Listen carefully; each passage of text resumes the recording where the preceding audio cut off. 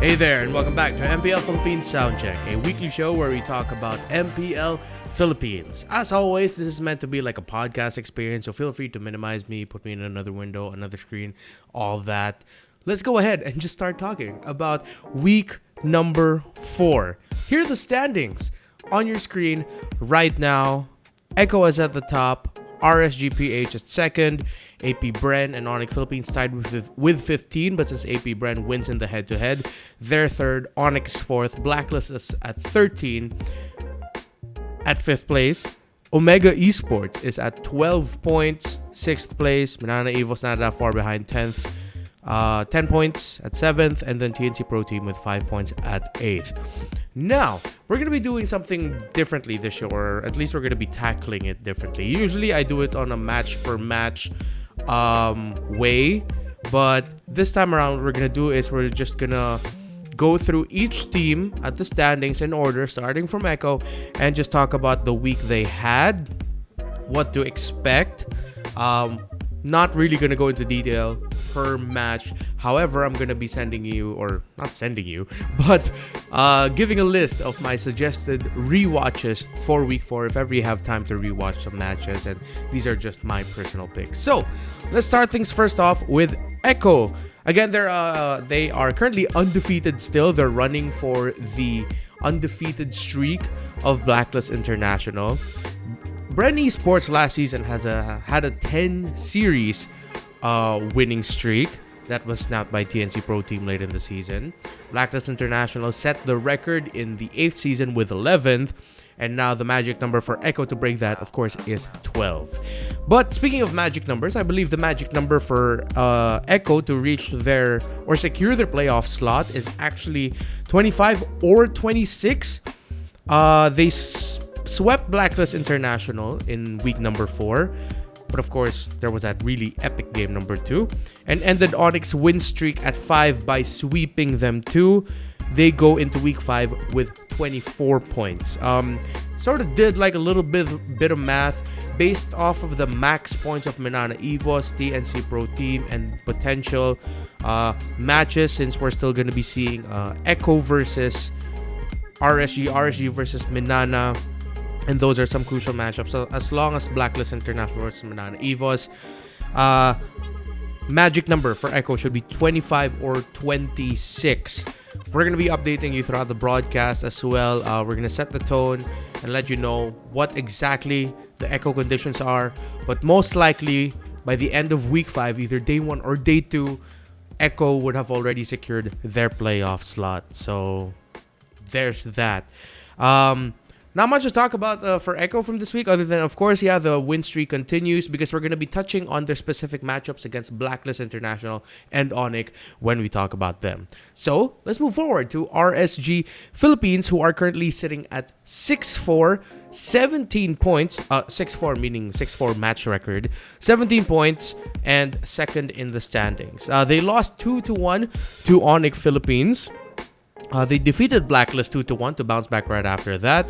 Then they defeated Bren, or AP Bren, 2-0, so they swept them. Now, they face Minana Evos in week 5, so there's a chance they might actually also secure their playoff slot, depending on Minana Evos' result versus Black and AP Bren, and of course, their head-to-head matchup when they face off against each other. So for RSG Philippines, it's not that clear-cut that they're going to be walking away at the end of week 5 already having secured their playoff slot. Not securing second place, I'm talking about securing a playoff slot, meaning that whatever happens, it's still gonna end up 6th at worst, things like that. So yeah, it's not as clear cut, but doing just like the initial computations in my head, just doing my best. I'm not really always good with the year-end season calculations for who's gonna make it into the playoffs or not. RSGPH has a chance to secure their playoff slot by the end of week 5, or they might not secure it until week 6, day number 2. So good luck to the Raiders out there. And for their matchups in week number 4, again, we're going to touch up on the RSG versus Blacklist a little bit later on. And then RSG versus AP Bren somewhat let's just talk about AP Bren. Then we'll see. So AP Bren, they have a 4-5 match record, and despite all their struggles, they're actually still third in the standings. So it just goes to show like the season they had at the beginning before they started having difficulty at week number 3. Again, going back to week number 3, AP Bren lost to Omega 2-1. They were swept by Echo. Then they lost to Blacklist International, dropping a point. They bounced back in week number 4 by sweeping TNC. But then they ended it by getting swept by RSG. And if I remember from that series, actually, RSG versus AP Bren, both games, if I'm not mistaken, were AP Bren in the lead, then them blowing the lead, then RSGPH coming back. So there's something up with Bren Esports. We know just how great this squad can be, but to me, they are one of the biggest question marks. We know they're championship contenders at their best, so it's really hard to pinpoint from an outsider's perspective exactly what's going wrong and what they need to do to fix it. At some points in their games, something just goes wrong, whether it's a call or they get outplayed. I can't also really tell if there's something wrong with their map management. From an outsider's perspective, again, difficult to pinpoint exactly what's up with AP Bren, but hey, at least they're still third in the standings, so they're in a relatively safe spot. But week 5 will determine how scared and how worried team should be heading into week 6, because again, with 3 matches per day, the table can look so different by the end of week 5. Now, Onic, who are at a 5-4 in their match win-loss record, they have 15 points. And again, they lose head-to-head to Bren Esports, which is why they are actually 4th in the standings. And let's quickly recap what happened to them. So, they defeated RSG PH 2-1, but had their streak snapped by Echo when they were swept 2-0. If they wanted to be top 2 and even be considered as championship contenders, I feel like Onic PH need to get even better with team fighting for Lords and contesting for mid to late game objectives. Because Onic, if you go back and watch their series against Echo, they literally lost both games from mid to late game objective skirmisher team fights. In game number 1, it was super close. Onic PH literally just lost the first Lord fight, then Echo ran away with it. Echo won the first Lord fight, they pushed, they never let go of control, Onic lost. And literally, that was just one fight that broke it all. Game number 2, Onic were leading at 13 minutes and 41 seconds. They led 11-3 in kills and had a 7,500 gold lead or so. They invaded Echo's purple buff, but then they were caught off guard. Nets got caught by Sanford and Sanji, hard focusing the back, and then Echo fought the succeeding Lord fight well. Onic PH contested, but very easy Lord secure for Carl. If you go back and watch the Echo Onic game number 2 from week 4, you see Carl TZ was literally just standing beside the Lord. Alright, cool. Retry. Sanji was one dude stopping like 2 members of Onic, one of which were Ryzen. Ryzen was not in Retry range. So yeah. Echo ran away with it after that. So if Onic, I feel like they have the tools to be top 2, honestly, but they really just need to improve at team fighting for Lords and contesting for mid to late game objectives and the subsequent map management that comes with that. But Onic I feel like are already a very good split pushing team, very good macro management team, just the team fighting really, and recovering from a position where you're coming from behind will be very important for them, especially with a team that's very catch focused like Echo.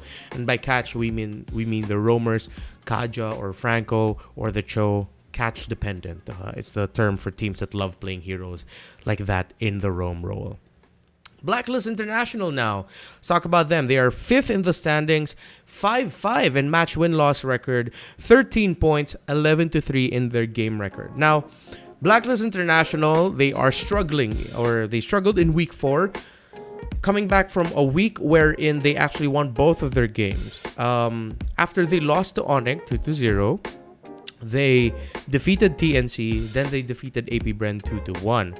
Now in week number 4, again, they lost all their matches. They were swept by Echo, but asterisk, they did play a debuting lineup in a very close game number 2. Game number 1 was, wow, it was an absolute horror show. It was Echo in complete control. By the end of the game, they had like an 18,000 gold lead by the time they ended it, which though is a credit to the mentality of the coaching staff and of the debuting squad that they fielded for the series against Echo, that they were able to take control of game number 2 with how well they did it. They fought early game so well. Echo were losing.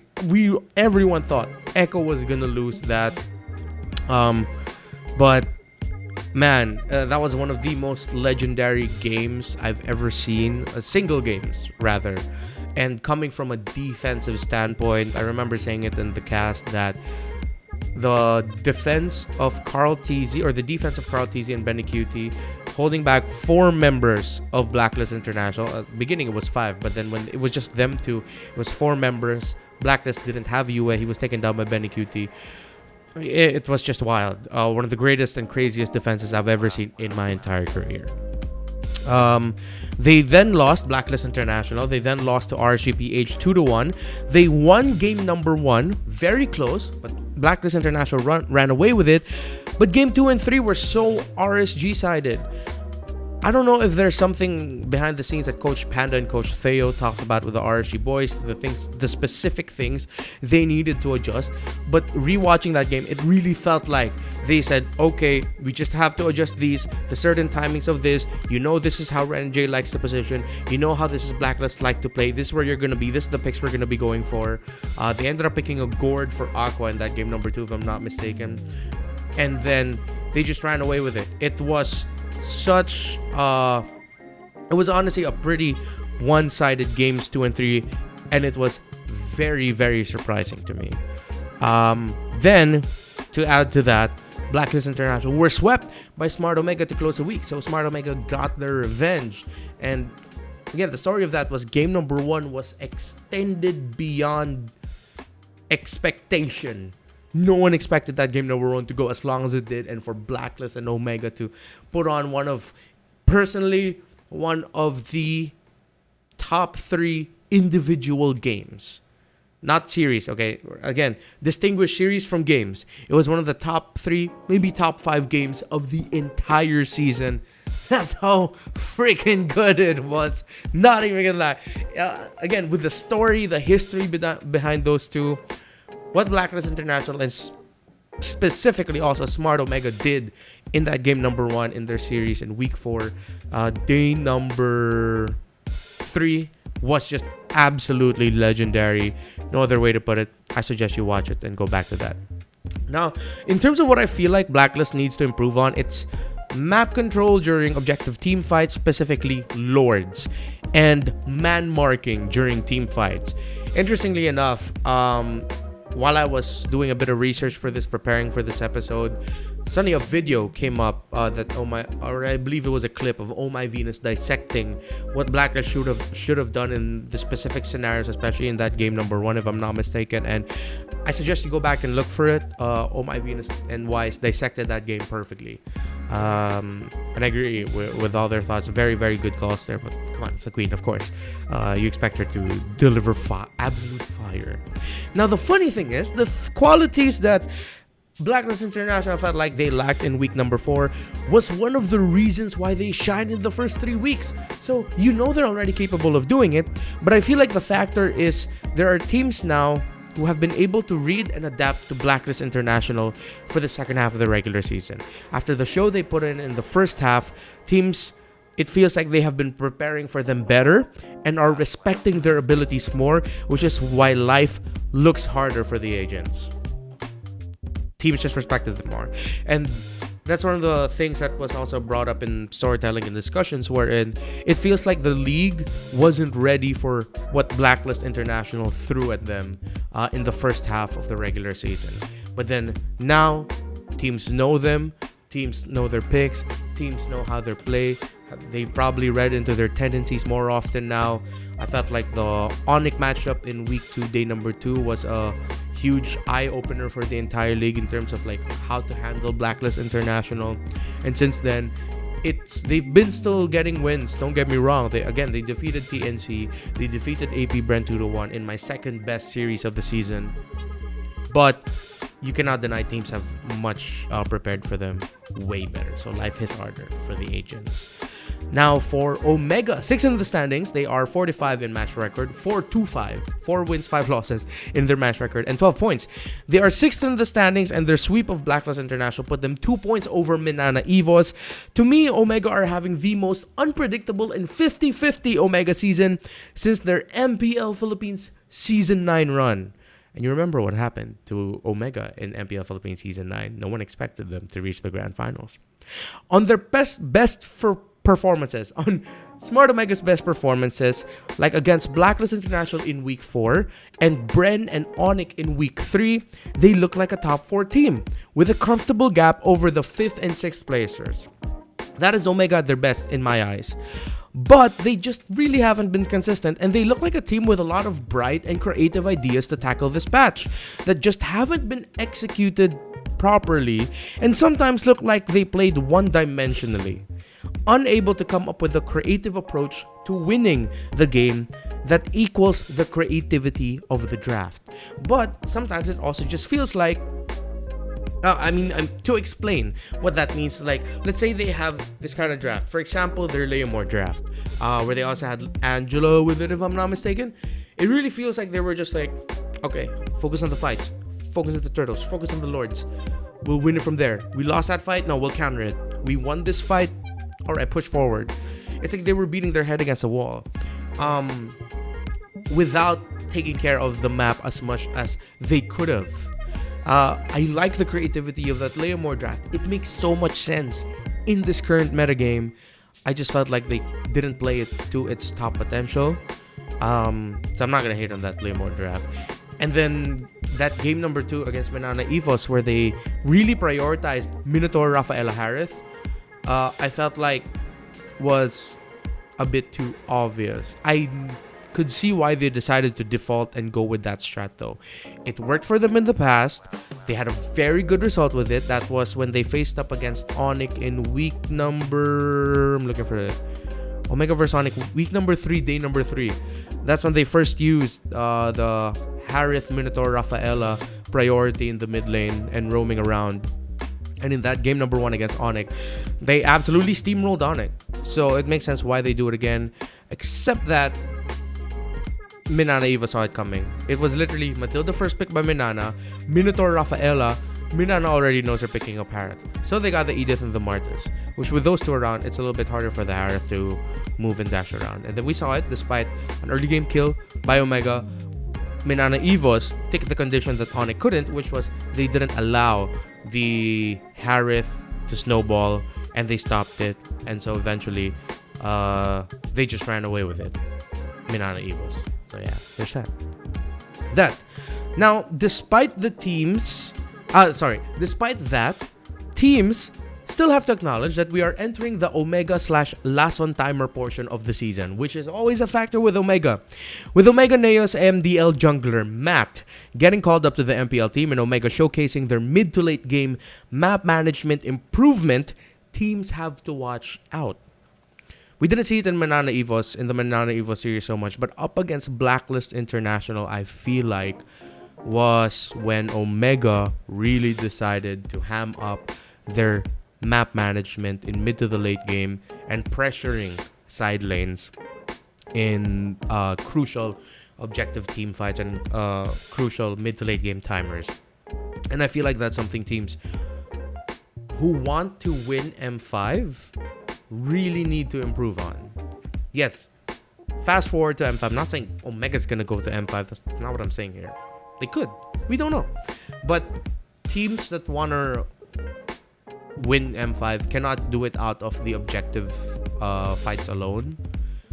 One of the reasons why Onic Esports of Indonesia is so good is because they play the macro game so well. Boots plays the macro game so well. Onic plays the macro game so well. The minion wave management game so well.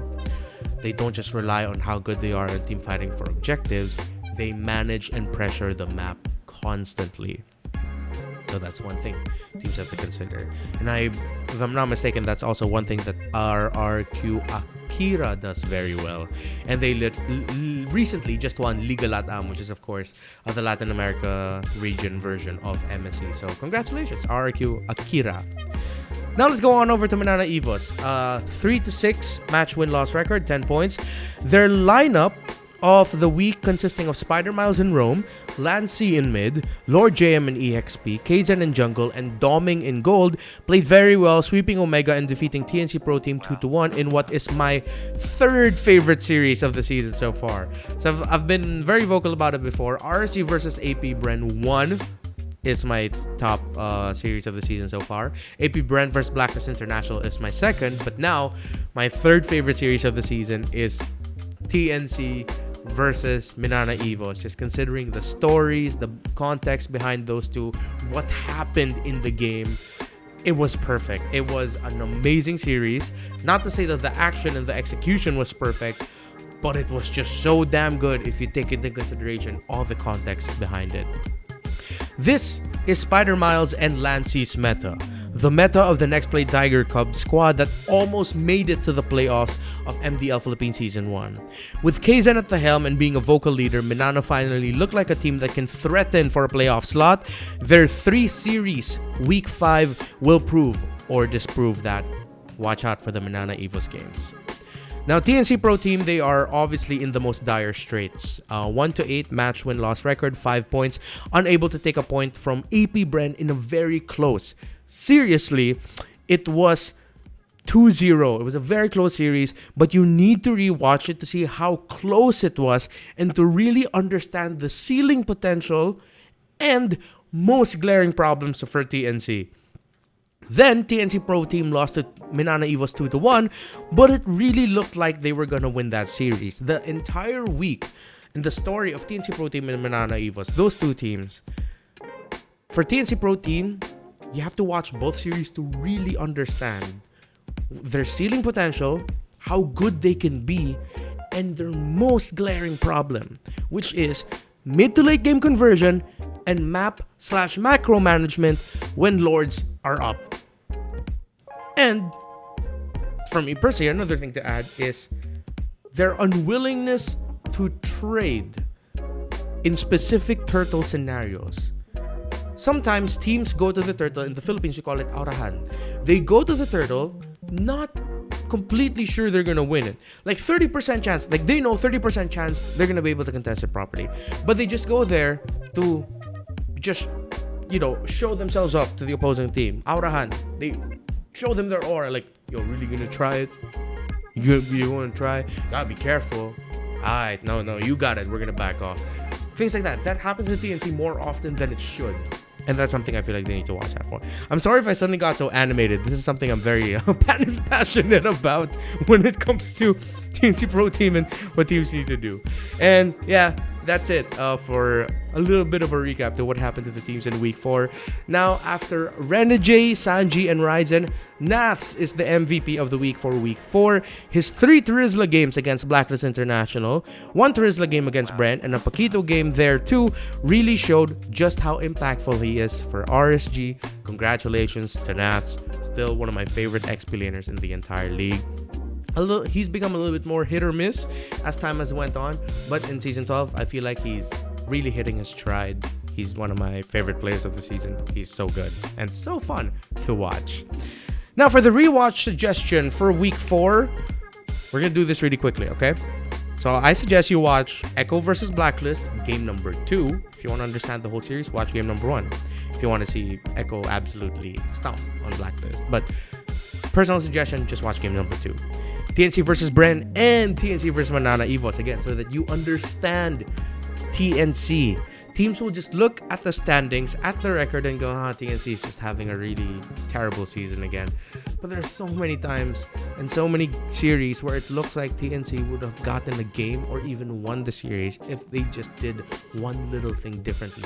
This is why this TNC season is so tough and so heartbreaking, even more so. Because it's just a different thing that they need to do, 1 or 2, and they would have won it. So there's that. And then, of course, the legendary game that is Omega versus Blacklist, game number 1 from week number 4. That was from day 3. And if you want to watch the whole series, go ahead too, but I'd suggest game number 1 really is like most must watch, and you should really rewatch. And that's it for the rewatch suggestion, right? Told you it was going to be really quick. Totally not rushing at all, but I made a challenge for myself for this episode to not go past 30 minutes. So let's see if we're going to reach that. Now, we're going to close this up with a highlight of a question that was posted in the comment section of episode number 3 for Soundcheck. It's from @Hex072. He says here, "Thank you for update, sir, especially for the people who don't get to watch all the series. This recap sums it up. Good job, good sir." Thank you so much, Hex. And that means a lot to me. Your nice comments always mean a lot to me. Are there top 3 teams, or do you have top 3 teams that you look out for every week to cast? So he's asking like, are there 3 teams, or what are my top 3 teams that I'm really looking forward to cast each week? Like, I really want to be the caster for that match. I'm just curious if you have any teams that you have fun casting and casting that specific team. Okay, sorry, my answer is gonna be super boring, but I look forward to all the teams, honestly. Obviously, there are specific matches I'm more looking forward to each week, but that really depends on what happened the previous weeks and the story going into it. There are times where I've wished, oh man, I wish I got to cast that game, or I wish I was there to cast that one. But really, I look forward to casting all the teams. There's not a game, or there's not a team that I don't look forward to casting to, despite what people would like to believe, that all casters are biased and we have our favorites. I mean, some casters do have other favorites, and that's just not being biased. Like how Naisu has been vocal about his favorite team being RSG. How Mirko is vocal about how he loves Bigatron Alpha. We have that too. But literally, that's never gonna get in the way of the quality of our cast. If you ask me though, a different question, and that question being who I think are the most exciting teams this season in terms of like, there's something gonna be crazy happening when it's them. It's 2 teams. It's Omega and it's Onic. If you ask me which teams are gonna have the longest games, it's RSG or AP Bren. But most exciting to me, I don't know why. Somehow, these 2, whatever series they're involved in, or most series that they're involved in, some crazy shit happens. Legit, some crazy stuff just goes down. Something about those 2 this season. So to me, those are the ones where if I know there's gonna be an Omega or Onic game for the day, I'm like, ooh, what's gonna happen this time? That kind of vibe. But no favorites and no specific games that I look forward to casting, or I'm more happier to cast than others. Sorry for the boring answer, but it's the truth. So yeah, that's it. Thank you so much, Hex, for your questions. And again, if you want your questions and comments to be featured on the show, go ahead and post them. I'm more than happy to feature more if more people commented. So please comment down below and tell your friends to watch MPLPH Soundcheck. We're going to close this out now with music playing in the background and the schedule going up on your screen. Once again, this has been MPLPH Soundcheck Episode 4. See you for Week 5 in MPL Philippines Season 12 regular season. This has been Reptar. Thank you for watching. Deuces. Bye.